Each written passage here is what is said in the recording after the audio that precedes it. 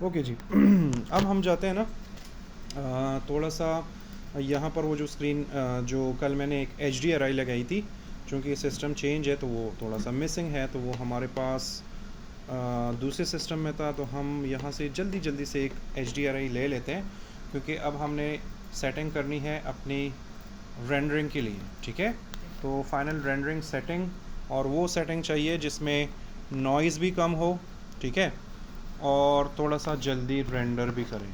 तो हमने इस तरह की सेटिंग करनी है। तो मैं HDRI लिख दूंगा और सर्च कर लूँगा, और पॉली हेवन अच्छा वेबसाइट है, आप इससे वो कर सकते हो।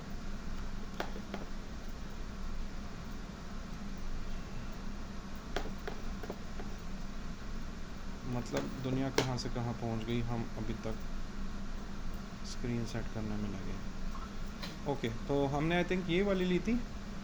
आई थिंक हम इसी पे क्लिक कर लेते हैं, और 4K हमें नहीं चाहिए इतना हैवी, हम इसी को डाउनलोड कर लेते हैं। ठीक है, और HDRI तमाम 3D सॉफ्टवेयर्स में HDRI की सेटिंग्स होती है, आप अलग से यूज़ कर सकते हो। ओके, तो ये हमारे पास डाउनलोड हो गई, और मैं जाता हूँ यहाँ पर, और मैं जाता हूँ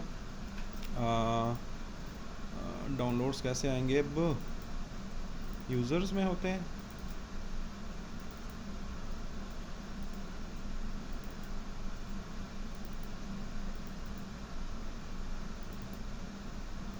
ये हमारे पास, ठीक है, इसको मैं ओपन कर लेता हूँ, और ये हमारे पास HDRI जो है वो लग गई है। बड़ी यहाँ पर तो मेरे पास बड़ी फजूल किस्म की लग रही है, लेकिन चलो ठीक है। तो हमारे पास ये हो गया। आप इसकी इंटेंसिटी वगैरह जो है वो बढ़ा सकते हैं, तो मैं थोड़ी सी इंटेंसिटी को मैं थोड़ा सा बढ़ाना चाहता हूँ। आपको यहाँ पर थोड़ा सा प्रीव्यू भी नज़र आ रहा है छोटा सा, जिससे आप अंदाज़ा लगा सकते हो। और फिर मैं जाता हूँ वापस पर्सपेक्टिव, और कैमरा 1 मैं थोड़ा तेज़ बोलूँगा ताकि आपकी रिकॉर्डिंग सही हो जाए। और हम एक रेंडर कर लेते हैं और चेक कर लेते हैं। ठीक है, तो मैं IPR पे क्लिक कर लेता हूँ। IPR जो है ये इंटरेक्टिव रेंडर है, आप जो भी करेंगे आपको वहाँ पर सीधा सीधा नज़र आएगा। बाज़ औक़ात ये आपको रेंडर आप वहाँ पे चेंजेस कर लेते हो, लेकिन यहाँ पर वो हो आते नहीं है। तो यहाँ पर प्ले का बटन होता है, वो आपने लाजमी वो करना है। ठीक है, और एक हंडा जो है वो हमारा हवा में है, तो इसको हम थोड़ा सा सेट कर लेते हैं, और इसको थोड़ा सा नीचे कर लेते हैं। इसकी शॉर्टकट कीज़ जो है, ये जो मैं पोजीशन, रोटेशन और स्केल, ये देखें, इस पर आप माउस लेकर आएंगे ना तो ये आपको शॉर्टकट की भी दिखाएगा। ठीक है, यहाँ पर रोटेशन पे आप आएंगे तो E है, स्केल पे आप आएंगे तो R का बटन है, और ये शॉर्टकट कीज़ आप चेंज भी कर सकते हो। तो मैं इसको थोड़ा सा सेट कर लेता हूँ। ठीक है, ये हमारे पास हो गई। हम एक और लाइट भी लगा देते हैं सिंपल सा, क्योंकि मुझे थोड़े बहुत शेडोज़ भी चाहिए। तो मैं अगेन जाता हूँ यहाँ पर क्रिएट, और यहाँ पर है लाइट्स, या आप वहाँ पर जाए या आप यहाँ पर आए ऑर्नल्ड में, क्योंकि हम ऑर्नल्ड रेंडरर यूज़ कर रहे हैं। इसके बारे में हमने कल बहुत बातें की है तफसील से। तो मैं जाता हूँ यहाँ पर, और हम एक एरिया लाइट जो है वो बना लेते हैं जस्ट फॉर एक्स्ट्रा सेटिंग्स। ठीक है, और इसको हम थोड़ा सा आगे पीछे कर लेते हैं। आपके पास ना यहाँ पर एक और ऑप्शन भी है, टेयर ऑफ कॉपी। ठीक है, अब अगर आप देख रहे हो ना कि मुझे बार बार पैनल से पर्सपेक्टिव और कैमरा चेंज करना पड़ रहा है। ठीक है, मैं जाता हूँ यहाँ पर, इधर सेटिंग कर लेता हूँ, फिर आता हूँ यहाँ पर और कैमरा 1 पे चला जाता हूँ। तो आपके पास एक ऑप्शन भी है, आप जाएँ यहाँ पर, और ये टेयर ऑफ कॉपी है या ये ऊपर वाला है, ये हो गया। ठीक है, not this one I think. कैमरे में जाएंगे, फिर आ जाएंगे टेयर ऑफ, और फिर अगर आप यहाँ पर पर्सपेक्टिव में भी, हाँ ठीक है, अगर आप ये वाला ऑप्शन यूज़ करते हैं ना पैनल्स में आकर, टेयर ऑफ कॉपी, तो आप यहाँ पर पर्सपेक्टिव मोड में काम कर सकते हैं, और आपको कैमरा वाला जो एंगल है वो आप बिगाड़ने की ज़रूरत नहीं है। ठीक है, तो आप इस तरह भी कर सकते हो, लेकिन वो इन अ सेंस वो तब कर सकते हो जब आपके पास ऑलमोस्ट इतनी तो स्क्रीन हो, मतलब वो फ्लैट स्क्रीन हो ना, तो उसमें पॉसिबल है। यहाँ पर मुझे स्पेस नहीं मिल रहा, मैं इसको थोड़ा सा ऐसे छोटा कर लेता हूँ अलबत्ता, तो मुझे चलो थोड़ा बहुत नज़र आएगा। ठीक है, तो मैंने एक लाइट बनाई है, और उस पर मैं क्लिक कर लेता हूँ। अगर यहाँ पर आपको क्लिक करने में कोई प्रॉब्लम आती है, कोई भी इशू आता है, तो आपके पास ये जो आउटलाइन है यहाँ पर ये सारे लेयर्स पड़े होते हैं, ठीक है। फ़ोटोशॉप में जिस तरह आप काम करते हो ना, लेयर्स लेयर्स बनते हैं, इस तरह इसके आउटलाइन में ये सारी चीज़ें बन रही हैं, ठीक है। तो मैं जाता हूँ यहाँ पर, और ये मेरे पास एरिया लाइट है, इसको मैं थोड़ा सा ऊपर कर लेता हूँ, और यहाँ पर मुझे नज़र नहीं आ रहा क्योंकि ये तो जस्ट कैमरा व्यू है, ये है हमारे पास, तो यहाँ से हम देख सकते हैं। मैं थोड़ा सा इसको ऐसे ले आता हूँ और मैं देख लेता हूँ इसका, ये दूसरी साइड पे देख रहे हैं, तो मैं इसको रोटेट कर लेता हूँ।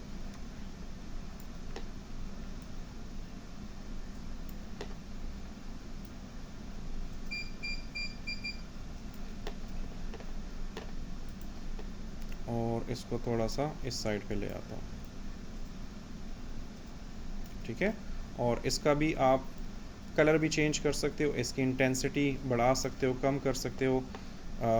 मैं जाता हूँ यहाँ पर, इस विंडो को यहाँ पे कर लेता हूँ।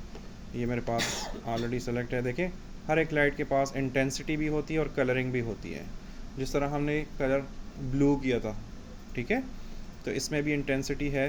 तो मुझे मज़ीद इसको ज़्यादा लाइट करने की ज़रूरत नहीं है, लेकिन यहाँ पर अब आपको शेडोज़ नज़र आ रहे हैं। ये देखें, यहाँ पर ये ब्लैक है ना, ये एरिया आपके पास रोशनी वाला एरिया है, क्योंकि दूसरी साइड से तो वॉल नहीं है ना, एक साइड से वॉल है, तो उसके शेडोज़ है। तो अगर आप इसकी इंटेंसिटी बढ़ाना चाहते हैं तो आप बढ़ा सकते हैं, जस्ट फॉर चेकअप। तो मैं जाता हूँ यहाँ पर और 1 की जगह 2 कर लेता हूँ, मैं 10 कर लेता हूँ, ठीक है।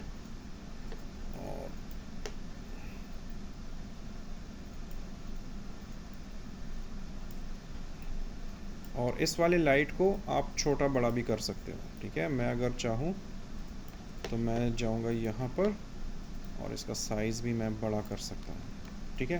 तो ये वाली चीज़ आप इसके साथ कर सकते हैं। एनी हाउ, ये तो कल वाली बातें थी ना।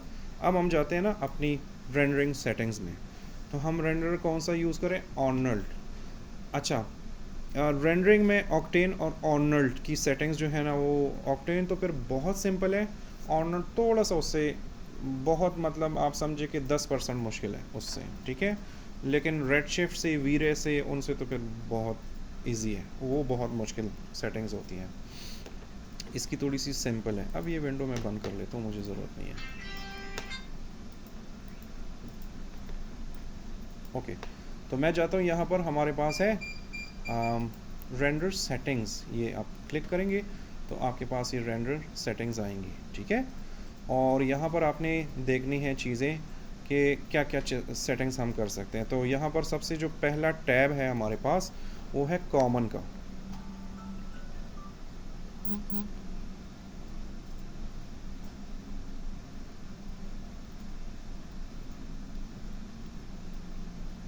ठीक है, कॉमन में क्या होता है कि कॉमन में आप नाम क्या देना चाहते हैं, कौन से फॉर्मेट में रेंडर करना चाहते हैं, ठीक है।